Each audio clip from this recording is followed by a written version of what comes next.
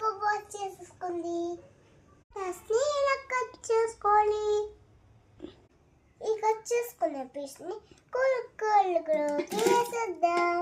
Half onion కూడా వేసుకోవాలి.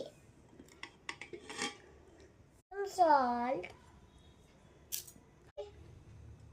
Garlic, cross and symbol add చేసుకోవాలి. వాటర్ కూడా వేసుకుందాం. ఓకేనా?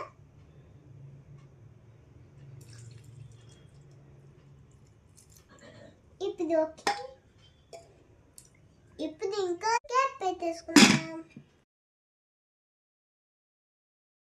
5 విజిల్స్ వరకు ఉంచుకోవాలి. ఇలా బాయిల్ చేసుకొని మిక్సీ జార్లోకి యాడ్ చేసుకోవాలి. గ్రైండ్ చేసుకున్న తర్వాత స్ట్రెయిన్ చేసుకోవాలి. స్ట్రెయిన్ చేసుకున్న దాన్ని కడాయిలోకి యాడ్ చేసి బాయిల్ చేసుకోవాలి. మిక్స్ చేస్తూ ఉండాలి.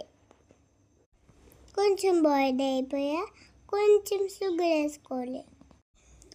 కలర్ కోసం బీట్రూట్ జ్యూస్ వేసుకోవాలి. ఇంకా లాస్ట్లో వెనిగర్ వేసుకోవాలి. మిక్స్ చేసుకొని బాయిల్ చేసుకొని మనం టమాటా కచ్చప్ అయిపోయింది. మా టమాటా కచ్చప్ ఫినిష్ అయిపోయింది. ట్రై చేస్తుంది. బాయ్.